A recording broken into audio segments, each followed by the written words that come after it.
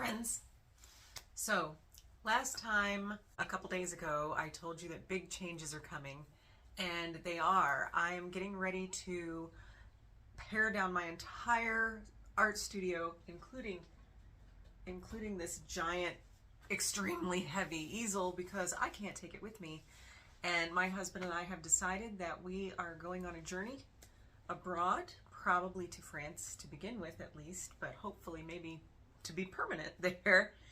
And I cannot take all this heavy stuff with me. It costs way too much. Plus, for the last year or so, I guess, I've been focusing more on the mental health side of things where my art is concerned. I had an experience where I was in a situation where I put myself back under an employer teaching at a public high school, and my administrator happened to be just a terrible person.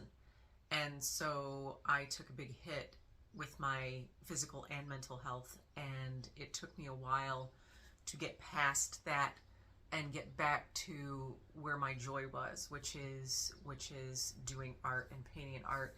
And there is a story behind that. I learned when I was a child that I have an art superpower, and that is that when I was in about 4th grade, my teacher called my mom in for a parent-teacher conference, and she said that I wasn't doing any of my work. I was in the classroom, we were doing work in the classroom, and I wasn't finishing any of it. And one of the reasons I wasn't finishing any of it was because I was doodling instead. I was doodling in the margins. Sometimes I would do my work and doodle in the margins at the same time, but sometimes I would get so wrapped up in my pictures that I would forget to do the actual, like math. So they tested me and realized I was actually performing above grade level, so they thought maybe she's bored. Well, nobody ever told me any of this. Nobody told me they thought about skipping me a grade. Thank goodness they didn't. I'd have been in a grade with my sister, and we did not get along. The next year, I had a 5th grade teacher that was amazing. Her name was Trudy Bingham, and she got me. She really got me. And she gave me a little sketchbook to sit next to my schoolwork and said, draw in this while you're listening and paying attention, and just do your doodles or your sketches, and then when it's time to do the work, you can still doodle, but you need to, do the work and listen when I'm giving instructions, even if you're sketching. I found out, and I didn't realize quite how powerful that was at the time, but I found out when I was a kid that I had this ability to listen to someone's instructions or directions or lecture, and while I was doodling, I could be drawing a very intricate tree, or I could be doodling something having to do with the subject they were talking about. If my teacher was talking about the Revolutionary War, for example, in the US, I might have been doodling little soldiers or little colonial women, etc. And so when it came time to take the quiz or the tests, I was able to remember the picture I was doodling and pull that information for the test out of my head based on what I'd been drawing at the time. And so I didn't realize yet that that was a superpower until later on I still struggled through my junior high years and my freshman year in high school. But one day in high school it clicked. And that was, if I was sitting and listening to a boring lecture, a lot of our history teachers, for example, I loved history, but a lot of our history teachers were only teaching history so they could coach. So they weren't really excited about teaching history, so their lectures were quite boring. Or there was even one guy that just had us watch old war documentaries and then fill in the blanks as we watched them with facts. It was just that ridiculous. But I found that if I started drawing while they were giving their boring lecture, or while the boring documentary was playing, or any of those things, if I was just drawing and doodling, I could remember, and I could pass the test and ace them with no problem at all. And that's when I discovered that as a person with undiagnosed ADHD, those of us who had this ability are not alone, because ADHD brain works differently. Now, they didn't tell me that then. I just grew up thinking I wasn't good enough. And I began to think, excuse me, I began to think that I would not ever be good enough to function in life, because nobody ever told me that I wasn't stupid or being held back because I was stupid and not smart. Nobody told me that they thought about skipping me a grade or that I was testing high. They didn't say anything. They just said, oh, you can just pass. So I just figured they passed me on to 5th grade because they wanted to separate me and my friend Penny, who was also a dreamer who did get held back. And so it was really an odd time in my life where I felt all the way through my childhood and young adulthood, to be honest, I just always felt not good enough. You know what I mean? So instead of taking an art scholarship, I let my family kind of bully me into not believing that I would ever be successful at art. So I really just dropped out of college, where I was taking art classes, and gave up, really. And my boyfriend at the time and I got pregnant, had a baby, and we were married by 20, and with a 4-month-old baby at the wedding. And so my life took a different trajectory because I didn't understand yet that, number one, I had a superpower. Number two, I had a difference in my brain it's ADHD. I mean, that's what it is. I was diagnosed as an adult. Our brains just work differently. When you have a neurodivergence, it doesn't mean you're stupid. It doesn't mean you're unable to do something. It just means that the people trying to teach you to do something don't know how to teach you how to do something. So keep that in mind, especially those of you who are young and still trying to struggle through school, that your teachers are taught to teach the general population of people who have average brains, and I don't mean average intelligence. I don't think IQ is to be believed anymore, to be honest. But I'm not talking about intelligence here. I'm talking about the way your brain works. Most people are taught to teach to that group of people, the people who learn by sitting in rows in desks and taking notes and repeating things over and over again. Where people with neurodivergent brains, we just work differently. And so when I was young, I kind of am glad now that I wasn't diagnosed back then, because the ADHD brain is not a defective brain. I hate that they call it a disorder, because I feel like it's not a disorder, it's just a different order, you know? And if those kids who have neurodivergence or ADHD or autism of any kind, if they are taught to understand that when they're young, and if teachers and educators are taught to understand it, many of them have just made great strides in working with neurodivergent kids.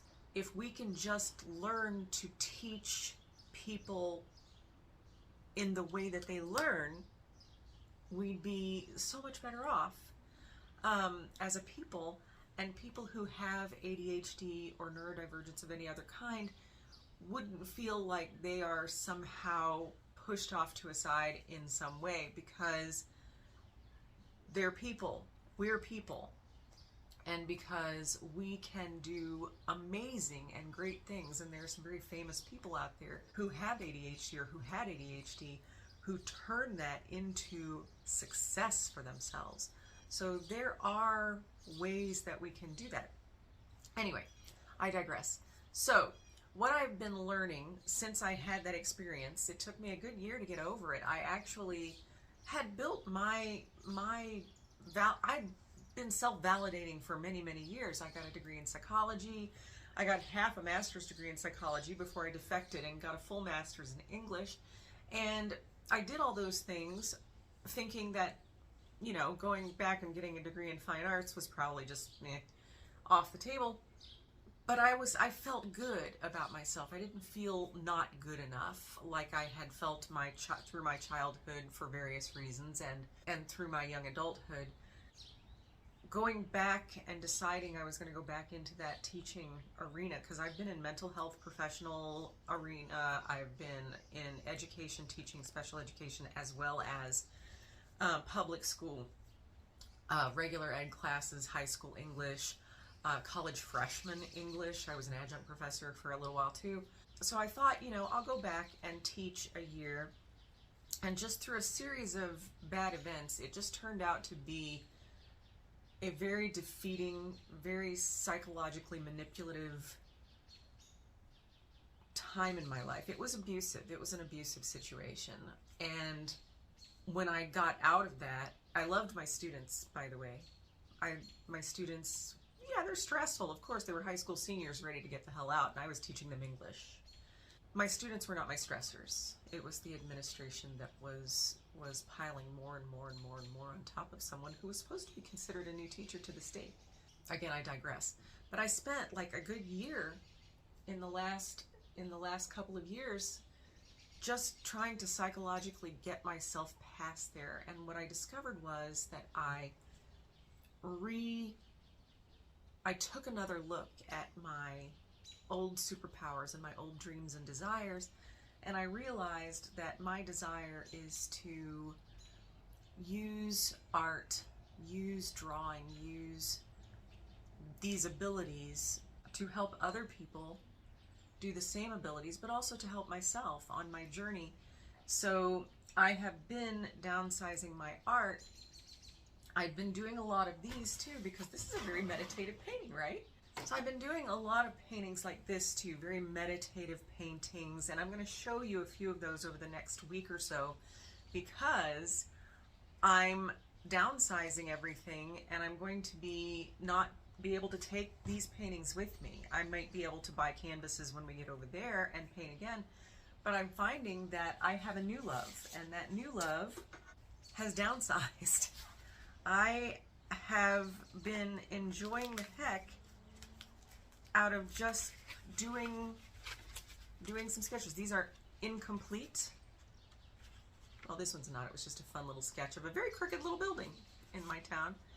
Little historic cemetery in my town. Another park area.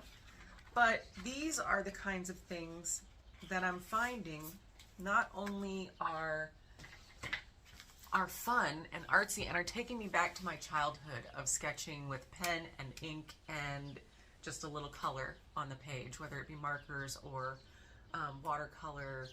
I've been experimenting a little bit with gouache, though I feel like watercolor is more my jam right now, which is weird because I always thought I was going to be bad at watercolor. Acrylic painting has always been something I've really enjoyed, and I love trying new things with acrylics. And again, I'll be showing you a few of those over the next few days, just to show you what I've been doing, but then we're going to transition to what I now am doing. And I am converting my art business into more of a sketching journey. I'm going to be doing some urban sketching groups, workshops, stuff like that. I'm going to be, once we're moved, maybe before then, once we're moved, I'm going to be organizing urban sketching events for people who are traveling in the area where my husband and I happen to settle. And so I'm really excited about that, because my desire especially is to have women who have always had to suppress that artistic bent, to have women be able to express themselves artistically again and get creative and wake up that creative part of their brain again, especially if they've been working in corporate jobs or other jobs, different things that they may have enjoyed but are just not what they always loved, and so they need that creative outlet. And whether you're a beginner or whether you've been drawing and sketching or painting for years, I just expect that we're going to have a very good time. And studies have shown sketching inside is good too, but getting outside getting on a location, if you know, if the weather's bad, indoors somewhere, or getting on a location, or going out and taking photographs and then coming back and sketching them in your studio, whatever makes you happy, boosts not only your mental health, it increases dopamine levels in the brain, it helps increase your memory, and for people like me of a certain age and over, that's important. I don't want to start being, I mean, I've forgotten my words, as I have a master's degree in English and I forget my words all the time, but I've done that since I was young, so I don't think that's an aging thing. I think that's just my brain is going all over the place thing. I think it's very important that we are able to engage in our creativity again and stop suppressing our creativity because we feel we have all these responsibilities to everything and everybody else. You need to carve a niche for yourself. I need to carve niches for myself. So that's what we're going to be doing. I was advised to start a whole different channel, but I don't want to. I want to start with this channel and with the subscribers that I have that have never unsubscribed from me. Maybe they ignore my channel. I don't know. But we are going to go on a journey. And it's going to be a very sketchy journey. And I don't mean sketchy as in criminal. I mean sketchy as in sketching in a sketchbook. And I think I'm going to go on some road trips. I'm going to take you on some road trips I've already been on across the in and around the United States. And I'm going to also take you on my trip when we move abroad, which will probably be early 2026. So I might use another channel to talk about the journey that's outside of art and sketching, but this channel is going to be the journey by doing art and our journey forward by opening our creativity, awakening our artistic sides again, and using these sketching skills to develop that kind of calm and to help with anxiety. It helps with anxiety and depression. Those are studies that have been done too. So that's the journey we're going on. So over the next few days, I'm going to be posting a lot of videos that I've taken over the last few months of acrylic painting. I've done a lot of pour paintings, but embellished and painted them. And I've done a lot of these paintings too, where I've painted negative space instead of painting like the tree. I paint the spaces in between to create that depth. But I also feel as if I'm going to transition from those into urban sketching. So over the next few episodes, you're going to see a lot of the paintings that I've done here in my studio, and I'm going to be selling them off at a very low price to mostly people around here. But hey, if you see something you like that I've painted, ask me if it's still available and I'll let you know. That's what we're going to be doing, and we're going to be I'm going to be transitioning into my sketchy journey, and I hope you come along with me because I'm going to be organizing get-togethers, and we're going to be doing workshops, some online, some in person if we can, and almost kind of a workshop / coaching sort of thing where you're going to be able to get coaching based on the areas that you feel necessary, that need to awaken in your creativity and in your life as a person who's moving into an age where you now need to be thinking about your own joys and desires, sometimes before having to fulfill everyone else's. I hope you come along with me, and I cannot wait to get started.